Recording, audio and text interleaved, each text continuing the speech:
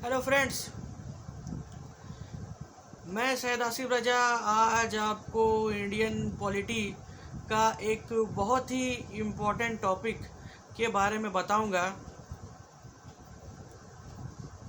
जिसका नाम है government of India act of 1858।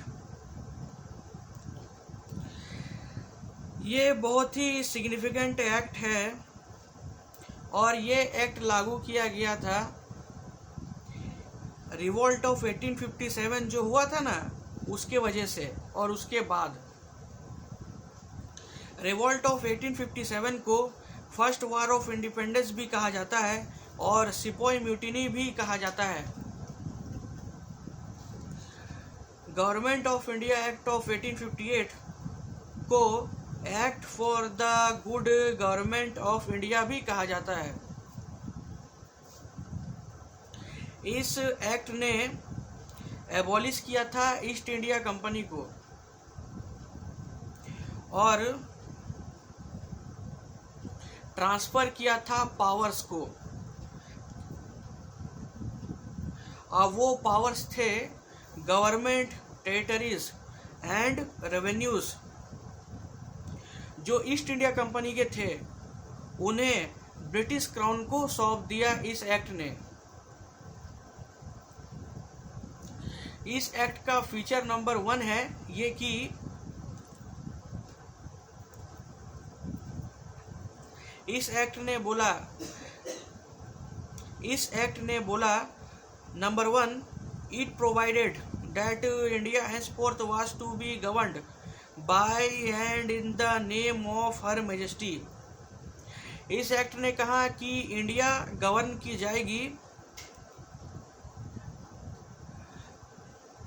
जो ब्रिटिश किंग क्वीन है ना, उनके नाम से गवर्न की जाएगी इंडिया।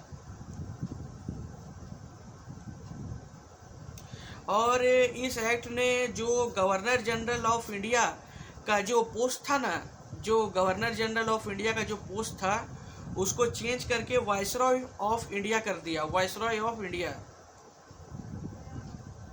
वाइसरॉय जो था वो डायरेक्ट रिप्रेजेंटेटिव था ब्रिटिश क्राउन का इंडिया में।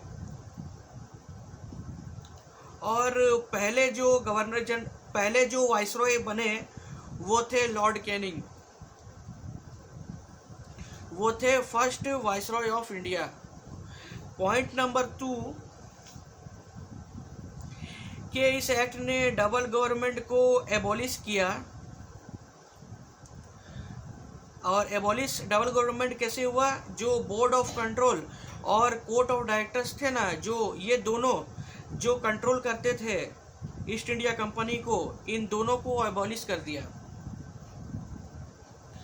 फीचर नंबर 3, इस एक्ट ने एक न्यू ऑफिस बनाया। इस ऑफिस का नाम था secretary of state for India.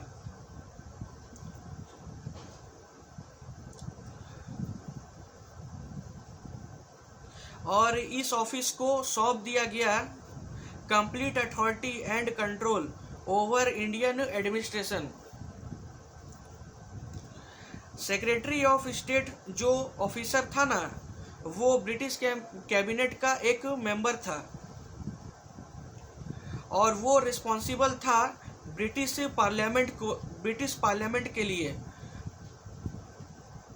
मतलब वो रिपोर्ट करता था ब्रिटिश पार्लियामेंट को।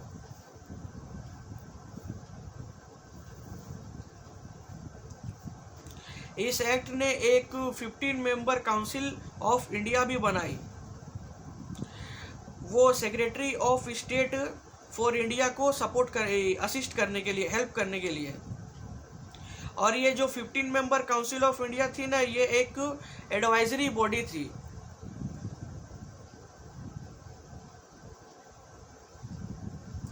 और सेक्रेटरी ऑफ स्टेट को चेयरमैन बनाया गया इस काउंसिल का।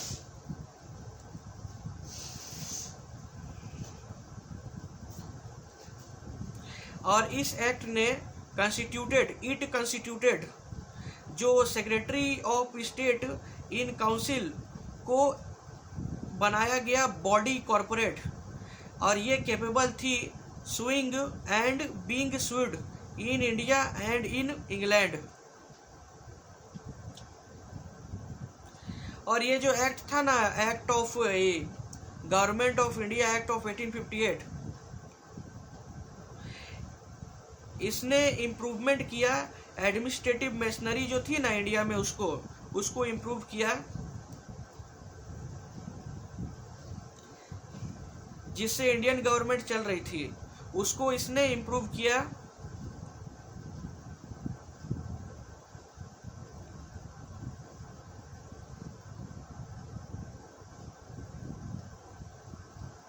और इसने it did not alter in any substantial way the system of government that prevailed in India. और इस एक्ट ने उतना चेंज नहीं किया जो सिस्टम ऑफ गवर्नमेंट इंडिया में चल रही थी ना, उसको इसने उतना चेंज नहीं किया। मतलब जो चल रहा था जो सिस्टम, उसको चलने दिया, थोड़ा बहुत चेंज किया। तो फ्रेंड्स, मैं आपको यही बताना चाहता था। अगर आप मेरे चैनल पे नए हैं तो सब्सक्राइब जरूर कर दीजिए, और मेरा वीडियो अच्छा लगने पर लाइक जरूर कर दीजिए। मिलते हैं अगले वीडियो पे। Thank you.